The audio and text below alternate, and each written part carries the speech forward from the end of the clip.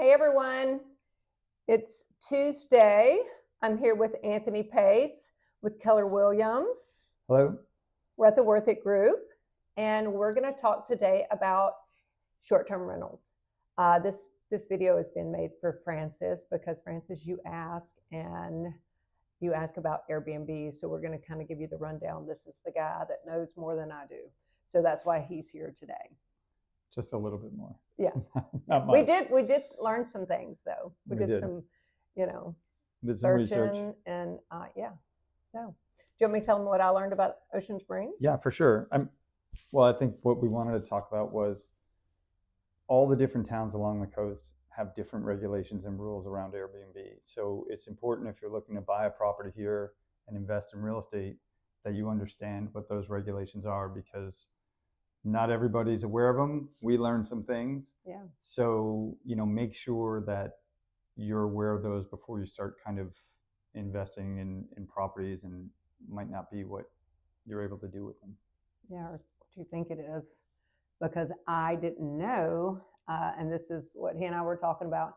I didn't realize that just because a property says already permitted for STR, that doesn't mean that when it transfers to the new owner, that permit transfers to the new owner. It does not. Yeah.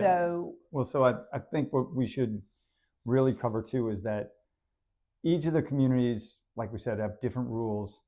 Most now require that you have some kind of permit to go with it. So, for example, I live over on the other side. Bay St. Louis doesn't require. They require you to register your Airbnb and a permit to operate, but they don't have any restrictions on it. Pass Christian is a lot like Ocean Springs. They have a cap on the number of permits that they allow. It's 150 at the moment, 150 permits, and I think they said that they're all accounted for, so they're not issuing new ones.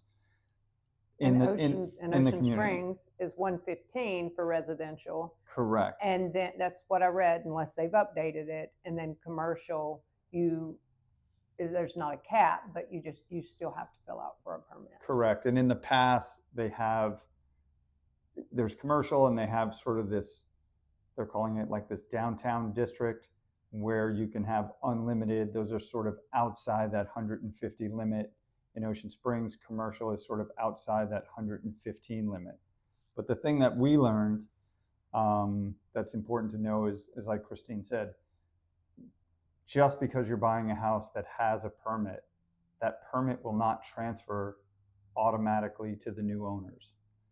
So, for example, in Ocean Springs, I think if you bought a house and they're operating as an Airbnb in a residential area, you then basically... Do you go to the back of the line? Yeah, you go to the back of the line. I don't know. And there's a moratorium right now, so they're not even issuing new permits. Yeah. So it's really important to go and understand that those rules are in place. And talk investigate, talk to your agent, or have your agent go and talk to the city, or go with your agent and talk to the city. I say go with your agent, because you know what? As an agent, we do our due diligence, and sometimes you've talked to the wrong person, and then guess what? You've passed that along, and then your people go to fill out, say, for the permit, and they go, oh no, that's not the case. So I always say do your own investigation, because then and you're not going through three different people to get three different answers, right? Yeah, no. So do your own investigation. I agree. I mean, I'm there for my clients, but at the end of the day, it's their money, it's their investment. Right. I want them to hear it directly from the people who are making the decisions, because we're not making the decision. Right. And then the other is, if you were looking in Biloxi or Gulfport, right now Gulfport does not have any restrictions. I don't even think you have to register at this time. Biloxi is completely the opposite. They're very strict. Strict. And they've been strict for quite a long time. I mean, they actively will, look at houses that are doing it sort of under the radar or trying to sort of avoid the regulation. They actually have someone in their office who's checking Airbnb, VRBO, all those websites to see is someone kind of trying to get around the rules. Yeah. And you said Biloxi is more of like a zoning. Yeah, so Biloxi, they have certain zones, where it's allowed. I don't recall. I mean, they're not necessarily commercial, but it's not R1 residential neighborhoods either. They have one like kind of near the beach or near where the casinos are, that I know are in that zone. But some of the other areas, especially some of the residential areas near the beach, they don't allow it. Yeah, they just don't allow it. Well, so I hope that we have answered all your questions, Francis, and anyone else out there who wanted to know about Airbnbs. Drop us what you guys would like to hear next week, and we'll do some research and see what we can find out.